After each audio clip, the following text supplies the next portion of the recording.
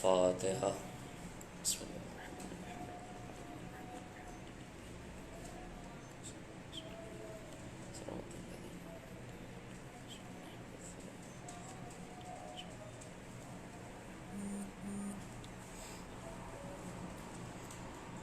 اعوذ باللہ من الشیطان الرجیم، بسم اللہ الرحمن الرحیم، الحمد للہ رب العالمین، والصلاة والسلام علی اشرف الانبیاء والمرسلین وخاتم النبیین، مولانا ومولا الثقلین جد الحسن والحسین بالقاسم محمد وأهل بيته الطيبين الطاهرين المعصومين المظلومين، ولعنة الله على أعدائهم أجمعين. أما بعد، فقد قال امام زین العابدین علیہ السلام: سعادة الناس في الدنيا الأسخياء، وسعادة الناس في الآخرة الأتقياء. صلوات بھیج دیں محمد.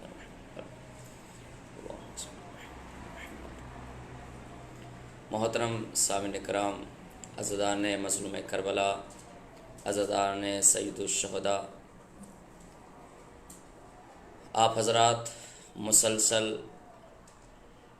عبادتیں انجام دے رہے ہیں، اور یہ یقیناً فرش عزا ایک بہت بڑی نعمت ہے، بہت بڑی عظمت ہے، جو ہم مولا کے چاہنے والوں کو نصیب ہوئی ہے، اور کائنات میں اس سے بڑی نعمت کوئی اور نہیں ہے جو ہمیں یہ نصیب ہوئی ہے. اور یہ عظیم سعادت ہے کہ جسے ہمیں انجام دینے کا شرف حاصل ہوا ہے. ہر کس و ناکس کو یہ مرتبہ، یہ فضیلت حاصل نہیں ہوتی. عزیزان گرامی، اس لیے کہ آج شب شہادت امام زین العابدین علیہ السلام ہے، وہ امام کہ جو سید سجاد کے ساتھ ساتھ زین العابدین کے ساتھ ساتھ زاہد، عابد، متقی ہونے کے ساتھ ساتھ وہ زمانے کا سب سے بڑا عزادار بھی تھا، سب سے بڑا مولائی بھی تھا، اور سب سے بڑا مولا کا غم گسار بھی تھا، غم منانے والا بھی تھا. ہم اور آپ کیا فرش عزا بچھائیں گے، ہم اور آپ کیا امام حسین السلام کا غم منائیں گے جو مولا سجاد علیہ السلام نے منایا ہے. امام سجاد علیہ السلام فرماتے ہیں: اگر تم دنیا میں سرداری چاہتے ہو تو سخاوت سے کام لو، اور اگر آخرت میں سرداری چاہتے ہو تو تقوی کا سہارا لو. یعنی پتہ یہ چلا کہ دنیا میں سرداری سخاوت سے نصیب ہوتی ہے. وہ دنیا میں لوگ جو سردار بنیں گے وہ سخاوت کی بنا پر، سخی ہونے کی وجہ سے، اور آخرت میں جن کو سعادت نصیب ہوگی، جو سعادت حاصل کریں گے، وہ کون لوگ ہوں گے؟ جو متقی ہوں گے. عزیزان گرامی، امام زین العابدین علیہ السلام کی پوری زندگی اگر آپ اٹھائیں اور دیکھیں تو آپ کو محسوس ہوگا کہ امام نے اپنی پوری زندگی عبادت میں صرف کی ہے. کہیں دعا نظر آتی ہے، کہیں مناجات نظر آتی ہے، کہیں لبوں پر دعا نظر آتی ہے، کہیں پر مصلی پر بیٹھے ہوئے ہیں تو کہیں پر قیام ہے، کہیں پر قعود ہے، کہیں پر سجود ہے. امام علیہ السلام عبادتیں انجام دے رہے ہیں. تو یہ امام سجاد علیہ السلام کا اپنا زندگی کا ایک اصول تھا کہ جو زمانے میں، اس زمانے میں تقاضا تھا کہ عبادت کا سہارا لیا جائے، دعا کا سہارا لیا جائے، اس کے ذریعے سے دین اسلام کو نشر کیا جائے. عزیزان گرامی، یعنی کہ امام نے مصلی ہی کو منبر بھی بنایا ہے، مصلی ہی کو عبادت گاہ بھی بنایا ہے، مصلح ہی کو مسجد بنایا ہے، مصلح ہی کو دعا کا مرکز بنایا ہے۔ یعنی پتہ یہ چلا کہ اگر آپ کا مقصد اچھا ہوتا ہے، اگر آپ کا مقصد حسین ہوتا ہے، اگر آپ کی نظر میں مقصد کامیاب ہوتا ہے، آپ اگر مقصد اپنے نظر میں صحیح رکھتے ہیں تو جس جگہ پر بھی ہوں تو وہ عبادتوں میں شامل ہو جاتا ہے۔ وہ جگہ کبھی ممبر بنتی ہوئی نظر آتی ہے، کبھی مصلی بنتی ہوئی نظر آتی ہے، کبھی مرکز دعا بنتی ہوئی نظر آتی ہے۔ ایک صلوات بھیج دے محمد وآل محمد پر۔ عزیزان گرامی، امام سجاد علیہ السلام نے یہی دستور بنایا، پرآش و ماحول تھا، زمانے کے تقاضے یہی تھے کہ امام عبادت میں لوگ یہ سمجھ رہے تھے کہ جناب سید سجاد دعا مانگ رہے ہیں، لیکن امام نے دعاؤں کے ذریعے سے لوگوں تک ایسے حسین پیغام پہنچائے ہیں جو کائنات میں کوئی نہیں پہنچا سکا۔ عزیزان گرامی، صحیفہ سجادی آپ اٹھا کر تو دیکھیں، جہاں پر پورا دین کا نظام سمجھ میں آتا ہے کہ بیٹوں کے حقوق کیا ہیں، والد کے حقوق کیا ہیں، ماں کا حق کیا ہے، بھائیوں کا حق کیا ہے، بہنوں کا حق کیا ہے، جیران کا حق کیا ہے، پڑوسیوں کا حق کیا ہے، دوستوں کا حق کیا ہے، استاد کا حق کیا ہے، اللہ کا حق کیا ہے، بندوں کا حق کیا ہے۔ یہ امام سجاد علیہ السلام نے یہ حق بیان نہیں کر رہے تھے، بلکہ دنیا میں جینے کا ایک سلیقہ سکھا رہے تھے، دستور زندگی بتا رہے تھے کہ اگر دنیا میں زندگی بسر کرنا ہے تو یہ حقوق ادا کرتے چلے جاؤ۔ جب تم یہ حق ادا کر دو گے تمہاری زندگی بھی آسان ہو جائے گی اور آخرت بھی تمہاری آسان ہو جائے گی۔ ایک صلوات بھیج دیں محمد وآل محمد پر۔ محمد عزیزان گرامی، کون بتائے گا؟ امام سید سجاد علیہ السلام۔ امام مصلی عبادت پر بیٹھے ہیں، پوری کائنات کا امام ہے۔ امام صرف مدینے کے امام نہیں تھے، امام پوری کائنات کے امام تھے۔ تو جب کائنات کے امام تھے تو پوری کائنات کی ذمہ داری امام کے کاندھوں پر تھی، تو پوری کائنات کے لیے کچھ ایسے راہیں ہموار کرنی تھی کہ جہاں تک دین اور تبلیغ ہوتی رہے، تو امام نے مصلی کا سہارا لیا۔ تو آج جو لوگ مصلوں سے دور رہتے ہیں، جو نمازوں سے دور رہتے ہیں، جو صرف یہ کہتے ہیں کہ عزاداری کی جائے، جو صرف یہ کہتے ہیں کہ علی علی کیا جائے، جو صرف ماتم کیا جائے یا حسین کی آواز بلند کی جائے، عبادتیں انجام نہ دیا جائے، بس میں ان سے ایک ہی سوال کرنا چاہتا ہوں، مجھے یہ بتاؤ، کیا تم امام حسین علیہ السلام کا غم جو تمہارے سینوں میں پایا جاتا ہے کیا امام سید سجاد سے زیادہ ہے؟ کیا آپ امام حسین السلام کی مصیبت زیادہ جانتے ہیں یا امام سید سجاد زیادہ جانتے ہیں؟ کیا آپ امام حسین کے غم کو زیادہ سمجھتے ہیں یا سید سجاد امام حسین کے غم کو زیادہ سمجھتے ہیں؟ کیا آپ امام حسین علیہ السلام پر جو مصیبتیں گزری ہیں ان کا احساس آپ کے اندر زیادہ پایا جاتا ہے یا سید سجاد کے اندر زیادہ پایا جاتا ہے؟ خدا را انصاف کیجئے، سید سجاد کی سیرت کا مطالعہ کیجئے۔ امام کے ہاتھوں میں ہتھکڑیاں ہیں، پیروں میں بیڑیاں ہیں، گلے میں خاردار توق ہے، لیکن مجھے کسی بھی جھوٹی سے جھوٹی تاریخ میں اور مورخ نے کسی نے یہ نہیں لکھا کہ سید سجاد کا کوئی سجدہ قضا ہوا ہو، کوئی نماز قضا ہوئی ہو۔ ہم نے تو تاریخ میں یہاں تک پڑھا ہے کہ نماز کا وقت ہو گیا، اپنے ہاتھوں کی ہتھکڑیوں کو سنبھالے ہوئے سید سجاد نے نماز پڑھنا شروع کر دی۔ سبحان ربی الاعلی و حمدہ، سبحان ربی العظیم و حمدہ۔ ملونوں کو پتا چلا کہ سید سجاد نماز کے ذریعے سے تبلیغ کر رہے ہیں، نماز میں مشغول ہو گئے تو ہتھکڑیوں کو کھینچنا شروع کر دیا۔ وہ ہتھکڑیاں کھینچتے رہے لیکن امام نے نماز کو توڑنے نہیں دیا، بلکہ سبحان ربی العظیم و حمدہ پڑھتے رہے۔ عزیزان گرامی، پتہ یہ چلا امام اپنے زمانے کے لوگوں کو آنے والے قیامت تک ہر عزادار کو پیغام دینا چاہ رہے ہیں کہ میں اپنے بابا کا عزادار ہو کر دیکھو بابا کا غم بھی منا رہا ہوں اور نمازیں بھی پڑھ رہا ہوں، تو جو بھی سچا عزادار ہوگا وہ نمازی بھی ہوگا اور حسین کا عزادار بھی ہوگا۔ ایک صلوات بھیج دے محمد وآل محمد پر۔ عزیزان گرامی، یہ امام سید سجاد نے بتایا ہے کہ جب بھی کوئی مصیبت آ جائے، مشکل کا وقت آ جائے، اگر تمہیں عزادار ہی کیوں نہ منانی ہو، شب داریاں ہی کرنی کیوں نہ ہو، تو نماز اول وقت پڑھو۔ اگر کوئی عزیزان گرامی مقصد، وہ انسان کامیاب ہے، یاد رکھیے گا، جس کا مقصد کامیاب ہے، وہ انسان ناکام ہے جس کا مقصد فوت ہو جاتا ہے۔ کربلا کا مقصد ہی یہ تھا کہ دین کو آباد کیا جائے، دین کو زندہ کیا جائے۔ عزیزان گرامی، اگر سید سجاد صرف آنسو بہاتے رہتے، اپنی بہرانہ پھوپھیوں کو دیکھ کر صرف روتے رہتے، گریا کرتے رہتے، کیا دین زندہ رہ جاتا؟ کیا دین باقی رہ جاتا؟ جس کے لیے حسین نے اپنی اتنی بڑی قربانی دی ہے، حسین نے اپنے بچوں کو قربان کیا ہے، اپنے خانوادے کو، اپنے گھر کو لٹایا ہے، عزیزان گرامی کیا دین باقی رہ جاتا؟ نہیں، سید سجاد نے اپنے بابا کے مقصد मकसद को देखा है, उनके मकसद को बचाने के लिए जमाने वालों को हर पैगाम पहुंचाया है कि मेरे बाबा का मकसद ये था कि दीन को जिंदा किया जाए, दीन को आबाद किया जाए। अब दीन में मुझे ये बताइए कि नमाज है कि नहीं है, रोजा है कि नहीं है, हज है कि नहीं है, ज़कात है कि नहीं है, खुम्स है कि नहीं है। तो ये समझ लीजिए जिस अज़ादार के यहाँ पर नमाजें पाई जाए, रोजा पाया जाए,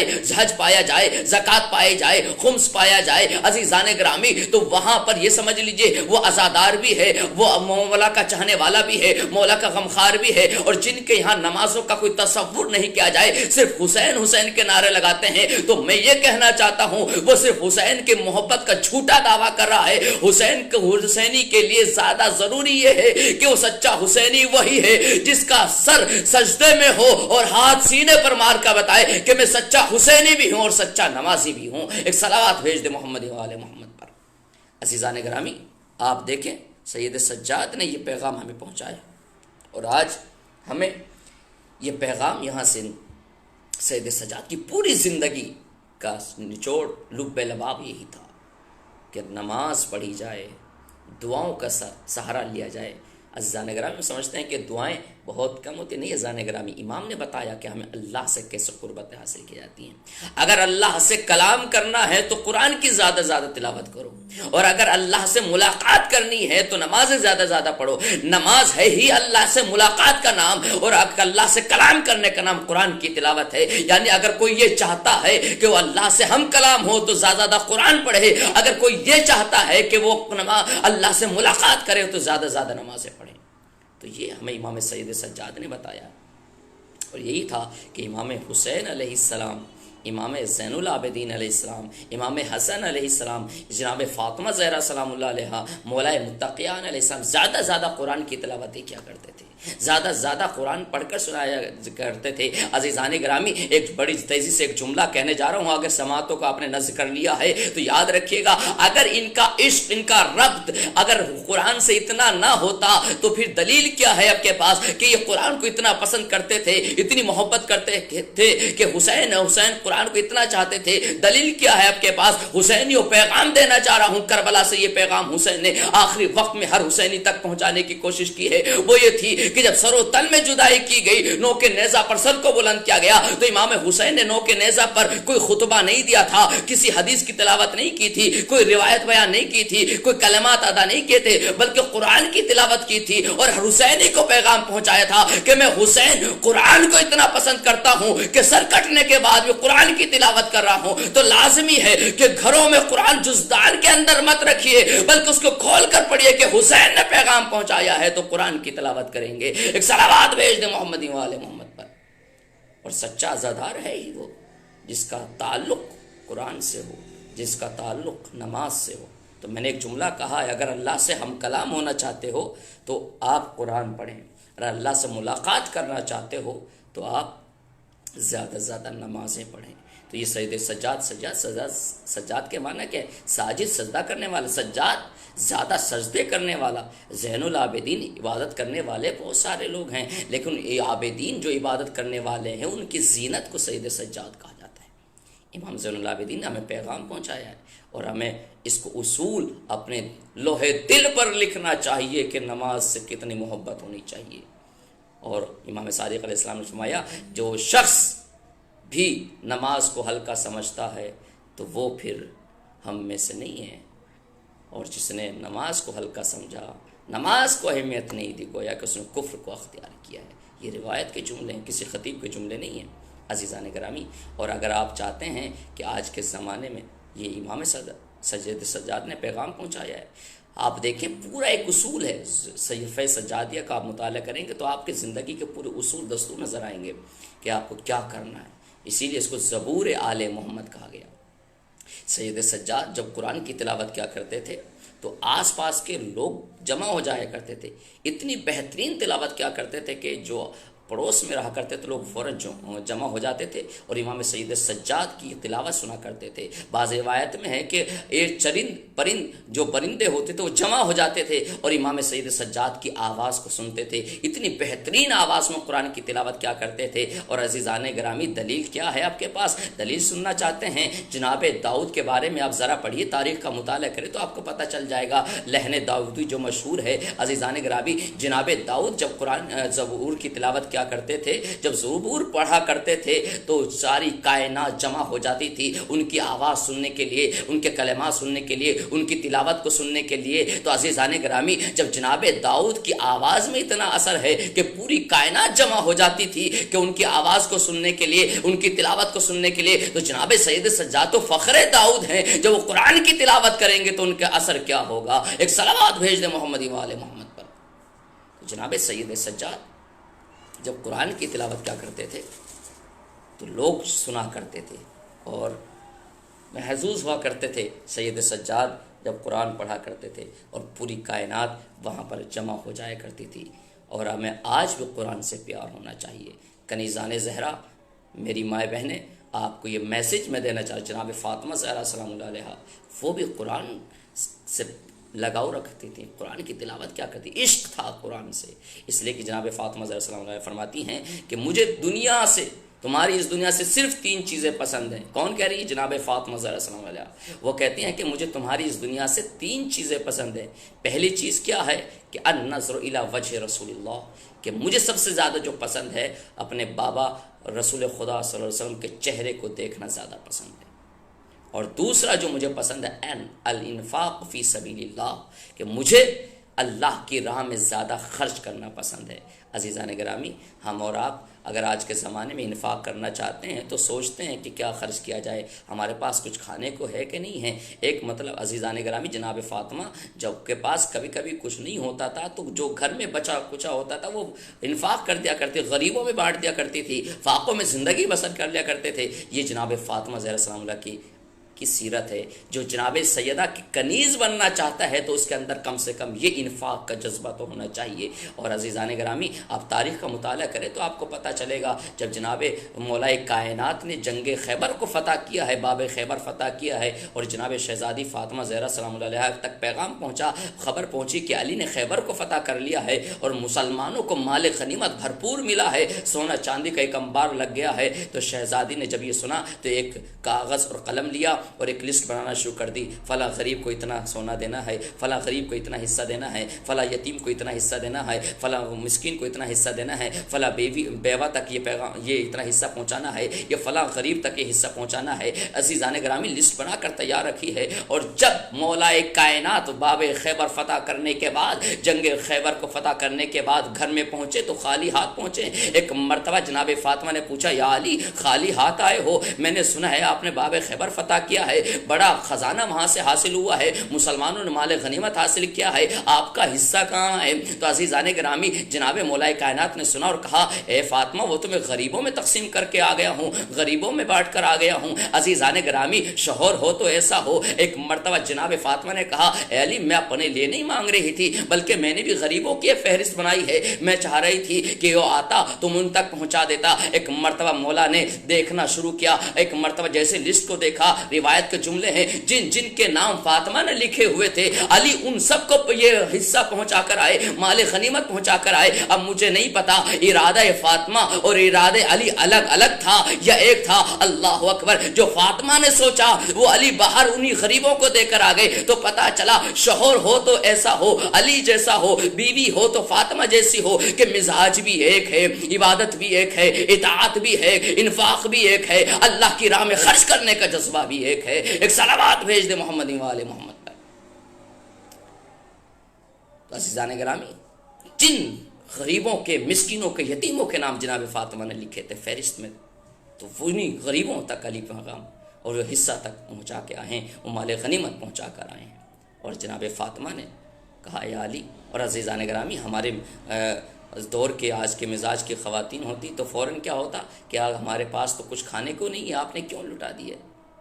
آپ نے کیوں دے دیا؟ کچھ گھر کے بچوں کو لے لیا کے آ جاتے؟ نہیں عزیزان گرامی، جناب فاطمہ کا مزاج یہ تھا کہ پہلے پڑوسیوں کو دیا جائے، مستحب تک پہنچایا جائے، چاہے ہم بھوکے ہی کیوں نہ رہ جائیں، میرے بچے بھوکے ہی کیوں نہ رہ جائیں، لیکن غریب بھوکا نہ رہے، یتیم بھوکا نہ رہے، مسکین بھوکا نہ رہے۔ عزیزان گرامی پوری سیرت آل محمد کو اٹھا کر دیکھیے، پوری سیرت میں آپ کو یہ نظر آئے گا کہ غریب بھوکا نہ رہے، مسکین بھوکا نہ رہے، ہم بھوکے رہ جائیں لیکن کبھی رات کو غریب بھوکا نہ سوئے۔ اور عزیزان گرامی تو ہم چاہنے والوں کا بھی یہ معیار ہونا چاہیے، اپنے آس پڑوس میں اپنے ہمسائے کو دیکھے کوئی غریب بھوکا تو نہیں سو رہا ہے، اور یہی حقیقی شیعہ کی ایک پہچان ہے، اپنے پڑوسیوں کو دیکھے۔ امام سید سجاد راتوں کو جہاں اتنی عبادتیں کیا کرتے تھے، اتنی قرآن کی تلاوت کیا کرتے تھے، اپنے کاندھوں پر اناج اور بوریاں اور روٹیاں اٹھا کر غریبوں تک پہنچاتے تھے، اور سامنے پردہ ڈال لیا کرتے تھے تاکہ کوئی پہچان نہ سکے کون ہے، کون کا ایک فقیر کے در پر آیا ہے، ایک بندے خدا تمہارے در پر آیا ہے۔ جب پوچھتا ہے کون آیا ہے، کہ ایک بندے خدا تمہاری مدد کے لیے آیا ہے۔ عزیزان گرامی جب سید سجاد اس دنیا سے چلے گئے، پھر لوگوں کو پتا چلا وہ کوئی اور نہیں تھا، وہ مسیحا زین العابدین تھے، وہ مسیحا سید سجاد تھے، غریبوں کے سروں پر دست شفقت پھیرنے والے سید سجاد تھے۔ لیکن ہمارا اور آپ کا حال کیا کہ ہم جب کسی کو کچھ دینا چاہتے ہیں تو پہلے سیلفیاں بنتی ہیں، جب ہم کسی کو مدد کرنا چاہتے ہیں تو پہلے سے کیمرے فٹ کر دیے جاتے ہیں، جب ہم کسی کچھ امداد کرنا چاہتے ہیں تو پہلے ہی سے کیمرہ مین بلا لیے جاتے ہیں، موبائل لگا دیے جاتے ہیں۔ عزیزان گرامی یعنی کم دیا جاتا ہے لیکن زیادہ نشر کیا جاتا ہے۔ ہونا تو یہ چاہیے تھا خلوص کے ساتھ تم اللہ کی راہ میں صرف کرو، اللہ تمہیں نشر کر دے گا۔ عزیزان گرامی یہ دنیا والے تمہیں نشر ہو سکتا ہے 2-4 شہر 2-4 ملکوں میں، کچھ ملکوں میں نشر کر دے، لیکن جو اللہ کی ذات تمہیں نشر کرے گی دنیا میں بھی نشر کرے گی، آخرت میں بھی نشر کرے گی۔ اور وہ قیامت کے دن تمہارے نام کو جب پکارا جائے گا، دیکھو دنیا والوں یہ اللہ کی راہ میں انفاق کرنے والا تھا، یہ اللہ کی راہ میں صرف کرنے والا تھا، خرچ کرنے والا تھا، اور جس نے خلوص کے ساتھ انجام دیا ہے۔ اور عزیزان گرامی جس کی آپ مدد کرتے ہیں، جب آپ کہتے ہیں رک جائے فوٹو لینا ہے، تو وہ بیچارہ جیتے جی مر جاتا ہے۔ اس غریب کا مدد کرنا چاہتے ہیں، رک جائیں فوٹو لیا جا رہا ہے، تو آپ اس کی مدد نہیں کر رہے ہیں، اس کی ذلت کر رہے ہیں، آپ اس کو ذلیل کر رہے ہیں۔ وہ انسان شرم سے اپنی نگاہوں کو جھکا لیتا ہے، اس کے دل سے جا کر پوچھے، جب منظر عام پہ اس کی آپ کی تصویر اس کو آپ وہ جو ہے شیئر کرتے ہیں، اس کے دل سے جا کر پوچھے اس کے دل پر کیا گزرتی ہے جب اس کی تصویروں کو فیس بک پر اور دوسرے انٹرنیٹ کے جگہوں پر اس کو نشر کیا جاتا ہے۔ عزیزان گرامی اس کے جا کر دل سے پوچھے کیا گزرتا ہے۔ اب مجھے یہ بتائیے، آپ اس کی مدد کرنا چاہتے ہیں یا اس کی آپ ذلت کرنا چاہتے ہیں؟ آپ اس کی کمک کرنا چاہ رہے ہیں یا دنیا میں اس کو ذلیل کرنا چاہ رہے ہیں؟ جب انسان دل سے رنجیدہ ہو گیا ہے، عزیزان گرامی کہا یہ گیا کہ غریبوں کے دلوں کو سکون پہنچایا جائے، آپ تو غریبوں کے دل کو حزن پہنچا رہے ہیں، غم پہنچا رہے ہیں۔ یہ کہاں کا انصاف ہے؟ یہ کہاں کی عدالت ہے؟ یہ کہاں کی امداد ہے؟ عزیزان گرامی سید سجاد جب کسی کی مدد کرنا چاہتے تھے عزیزان گرامی، تو وہ جب جاتے تھے کسی غریب کی مدد کر صدقہ دیتے تھے۔ صدقے کا تو اصول یہ ہے نا کہ ایک ہاتھ سے دیا جائے دوسرے ہاتھ کو خبر نہ ہو۔ جب امام دیتے تھے تو امام صدقہ دیتے تھے غریب کے ہاتھ میں، اور غریب کے ہاتھ میں دینے کے بعد اس کو اٹھاتے تھے، اس کو چومتے تھے، آنکھوں سے لگاتے تھے۔ اللہ اکبر۔ ایک پیغام اور پھر آخری بات، آپ کی زحمت تمام۔ عزیزان گرامی کیا کہ انسان کیا ہونا چاہیے جب صدقہ دیتا ہے؟ ایک ہاتھ سے دوسرے خبر کو نہیں ہونی چاہیے۔ تو امام جب صدقہ دیتے تھے تو غریب کے ہاتھ میں صدقہ رکھتے تھے، پھر اس کو اٹھاتے تھے، اس کو چومتے تھے، آنکھوں سے لگاتے تھے، پھر اس کے اوپر رکھ دیتے تھے۔ ہم کیا کرتے ہیں؟ کسی غریب کو راستے میں بیٹھا ہے، ہم نے کبھی بھی بڑی مشکل سے کوئی صدقہ، بلا آفت، کوئی مصیبت آ گئی تو صدقہ نکال دیا، اور صدقے کو چاہتے ہیں کہ جلدی سے ہماری جیب میں نہ رہے، ہمارے گھر میں نہ رہے، بلکہ کوئی مصیبت ہمارے گھر لوٹ کر واپس نہ آ جائے، فوراً اس گھر سے باہر نکالنے کی کوشش کرتے ہیں۔ اور جب نکالنے کی کوشش کرتے ہیں تو جاتے ہیں کچھ گلیوں میں، دیکھتے ہیں کوئی غریب فقیر بیٹھا ہوا ہے، بھوکا اور درد مند بیٹھا ہوا ہے، تو جب اس کے ہاتھ پر رکھتے ہیں تو کوئی تو دور سے پھینک دیتا ہے، کوئی ایسے اوپر سے چھوڑ دیتا ہے، اور کوئی اس طریقے سے رکھ کے فوراً اپنے ہاتھ کو اٹھا لیتا ہے کہ گویا کہ خدا نہ خواستہ اس کی غربت تمہارے ہاتھوں میں آ جائے گی، اس کی مصیبت تمہارے ہاتھوں میں لگ جائے گی، اس کی آفتیں تمہارے ہاتھوں پہ آ جائیں گی۔ عزیزان گرامی یہ کہاں کی انصاف ہے؟ یہ جہالت ہے، ایسا کچھ نہیں ہے۔ امام سید سجاد نے بتایا اصول کیا ہونا چاہیے کسی غریب کی جب مدد کرنے جا رہے ہو۔ امام نے صدقہ رکھتے تھے اور ہاتھ سے اٹھاتے تھے، پھر اس کو چومتے تھے، آنکھوں سے لگاتے تھے، اور اس کو رکھنے کے بعد اس کے ہاتھ پر رکھتے تھے اور کہتے تھے کہ بھائی یہ جو میں تمہاری مدد کر رہا ہوں، یہ میں تمہاری مدد نہیں کر رہا ہوں، بلکہ میں تم پر احسان نہیں کر رہا ہوں، بلکہ تم مجھ پر احسان کر رہے ہو۔ اس لیے اس توجہ چاہتا عزیزان گرامی، سید سجاد رکھتے تھے اور رکھنے کو چومتے تھے۔ کیوں؟ کہ امام سید سجاد نے فرمایا کہ اس لیے کہ یہ صدقہ تم غریب کے ہاتھ میں دے رہے ہو، یہ غریب کے ہاتھ میں بعد میں جاتا ہے، پہلے اللہ کے ہاتھ میں جاتا ہے۔ تو جو چیز اللہ کے ہاتھ میں جاتی ہے تو متبرک بن جاتی ہے، اور جو چیز متبرک بن جاتی ہے تو اس کو چومنا بھی عبادت بن جاتا ہے۔ تو سید سجاد اس لیے اس کو چوما کرتے تھے، اور جب اس کو چومتے تھے پھر کہتے تھے کہ بھائی جو میں تمہیں دے رہا ہوں یہ احسان نہیں ہے، بلکہ تم لے رہے ہو یہ احسان ہے۔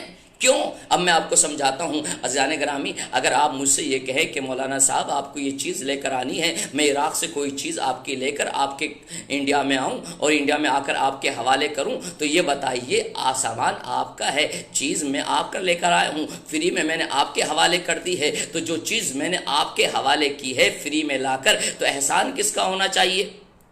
آپ کا یا میرا؟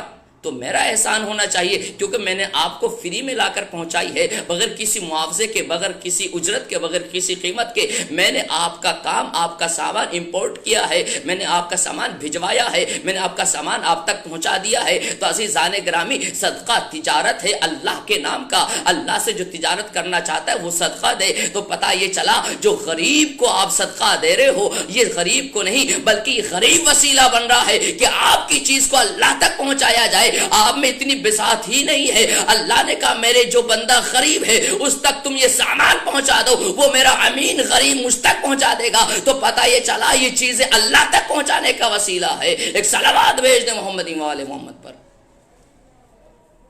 تو عزیزان گرامی، یہ تجارت ہے اللہ سے، اور جو چیز تجارت اللہ سے کی جاتی ہے وہ انسان کبھی گھاٹے میں نہیں رہتا، وہ کامیاب رہتا ہے۔ اور عزیزان گرامی، میں عرض کر رہا تھا بس ایک بات، اور آپ کی زحمت تمام ربط مصائب، کہ دیکھ سید سجاد نے بتایا کہ ہمیں ایک وقت میں نمازی بھی ہونا ہے، ایک وقت میں ہمیں حسینی بھی بن کر دکھانا ہے، ہمیں حسین کا عزادار بھی ہونا ہے، ہمیں حسین کا نمازی بھی بننا ہے، ہمیں حسین کا عزادار بن کے دکھانا ہے، اور اللہ کا پکا نمازی بھی بن کر دکھانا ہے۔ اس لیے کہ قال رسول اللہ صلی اللہ علیہ وآلہ وسلم، دیکھیں جو رسول خدا صلی اللہ علیہ وسلم سے محبت کرتے ہیں، ان کے دین پر چلتے ہیں، کیا فرمایا؟ الصلاۃ قرۃ عینی، کہ یاد رکھو نماز میری آنکھوں کی ٹھنڈک ہے۔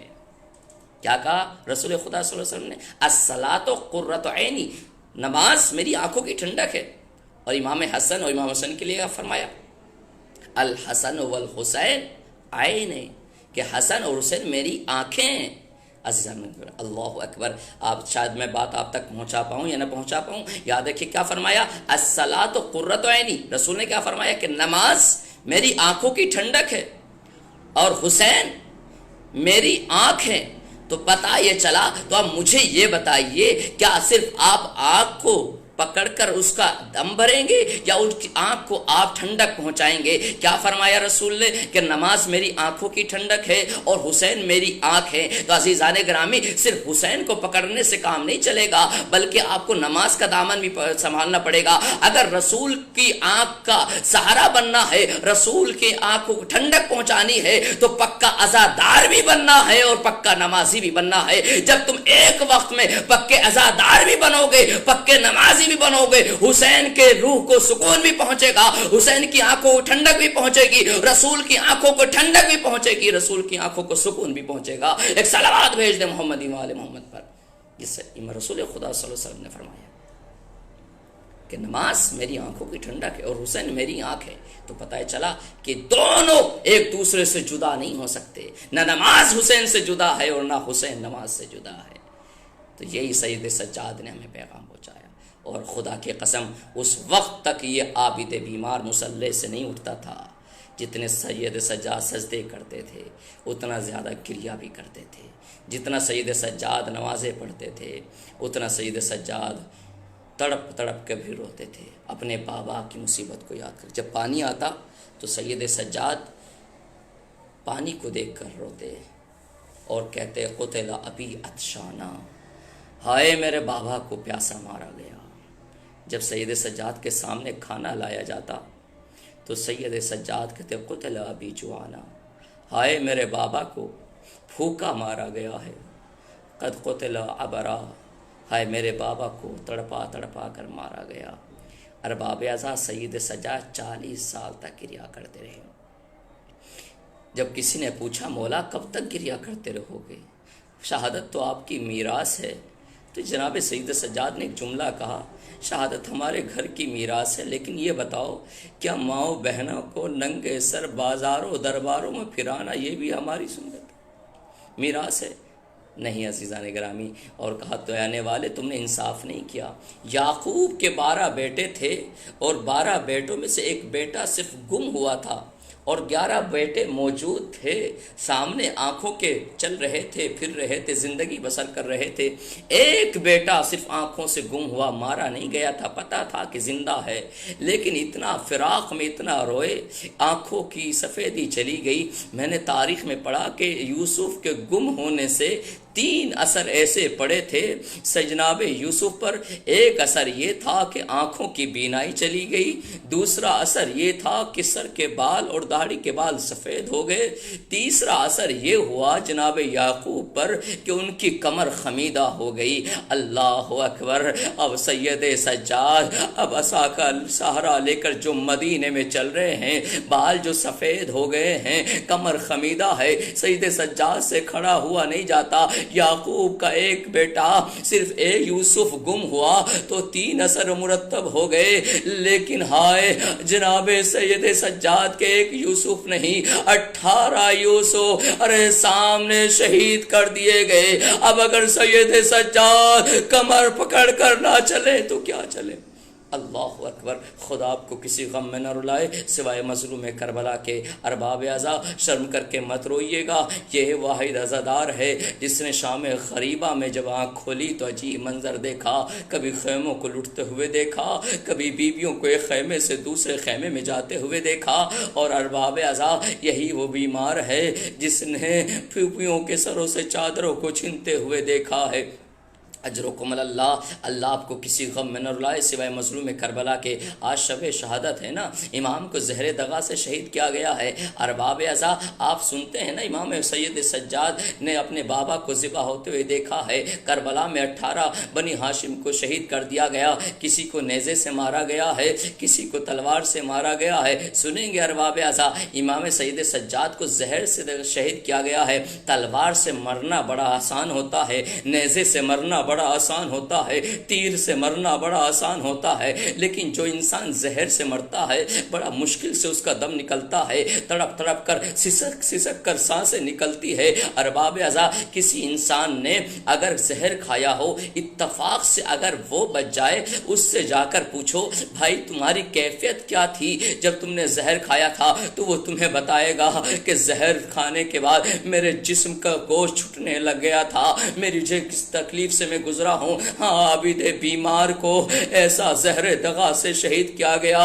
امام نے جب زہر دغا نوش کیا ہے، امام ارے بستر پر ایڑیاں رگڑ رہے ہیں، کروٹوں پر کروٹیں بدل رہے ہیں۔ ارباب اعزا بڑی زہر دغا سے امام بڑی مشکل سے سسک کر دم توڑا ہے۔ بیٹا موجود ہے امام محمد باقر، کیا دیکھا بابا کا گلا خشک ہو گیا ہے۔ ایک مرتبہ کا بابا کیا میں پانی لا کر دوں؟ ایک مرتبہ ہاتھوں کا اشارہ کیا، نہیں بیٹا میں نے اپنے بابا کو دیکھا ہے، ارے 3 دن کا بھوکا پیاسا شہید کیا گیا، ارے میں مرتے وقت کیسے پانی کو نوش کر لوں؟ اجرکم اللہ، اللہ آپ کو کسی غم میں نہ رلائے سوائے مظلوم کربلا کے۔ بس 1 سے 2 منٹ اور آپ کی زحمت تمام۔ ارباب اعزا جناب سید سجاد کو کھل کر پرسہ پیش کر لیجیے گا۔ جو کربلا میں شہید ہوئے ہیں ان کو ایک بار شہید کیا گیا، لیکن ہائے غربت سید سجاد جو ہر قدم پر مرتا رہا، ہر قدم پر تڑپتا رہا۔ ارباب اعزا علی اکبر کے سر کو دیکھتے اور کہتے علی اکبر ارے برچھی کا پھل کھانا آسان ہے، ماؤں بہنوں کے ساتھ ننگے سر بازاروں میں جانا بڑا مشکل ہے۔ چچا عباس کے سر کو دیکھتے اور کہتے اے چچا عباس بازو کٹوانا آسان ہے، لیکن ماؤں بہنوں کے ساتھ دربار میں جانا بڑا مشکل ہے۔ بابا کے سر کو دیکھتے اور کہتے بابا گلا کٹوانا آسان ہے، لیکن سکینہ کے منہ پر تماچے لگتے ہوئے دیکھنا بڑا مشکل ہے۔ اجرکم اللہ، اللہ آپ کو کسی غم میں نہ رلائے سوائے مظلوم کربلا کے۔ ارباب عزا جب لٹا ہوا قافلہ شام سے واپس آنے لگا نا تو ایک مرتبہ تمام شہداء کربلا کے اسباب کو واپس کیا جانے لگا۔ جب کٹے ہوئے سر واپس آئے، بس میں نے آپ کی زحمت تمام کی، تو ایک مرتبہ منادی نے ندا دی کہ ہوشیار ہو جاؤ، قاسم کا سر آ رہا ہے۔ ہر بی بی نے قاسم کا سر کا استقبال کیا، پرسا دیا۔ ایک مرتبہ پھر کہا کہ ہوشیار، خبردار، اونو محمد کے سر آ رہے ہیں۔ ایک مرتبہ ایک چھوٹے سے تشت میں چھوٹے چھوٹے سر رکھے ہوئے ہیں، کوئی بی بی آگے نہیں بڑھتی، سب سوچتے ہیں زینب آگے بڑھے گی۔ جب بڑی دیر ہو گئی، کسی نے کہا یہ بتاؤ کیا اس بچوں کی ماں خیموں میں چل کر مر گئی؟ ایک مرتبہ زینب نے سینے پہ ہاتھ مارا اور کہا خبردار، ارے ان بچوں کی ماں زندہ ہے، لیکن میں اپنے ماں جائے سے وعدہ کیا ہے جب تک میں زندہ رہوں گی اپنے ماں جائے پر روتی رہوں گی، اس لیے کہ محمد کی ماں زندہ ہے،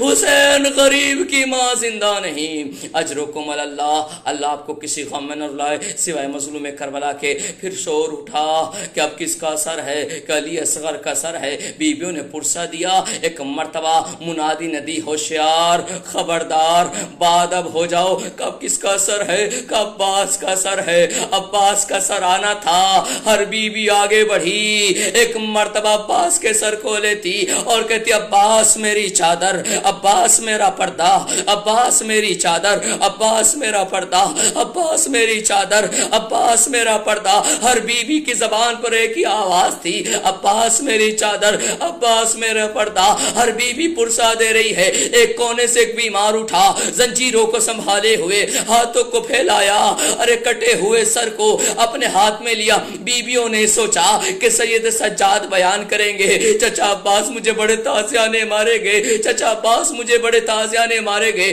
چچا عباس مجھے درباروں میں پھرایا گیا۔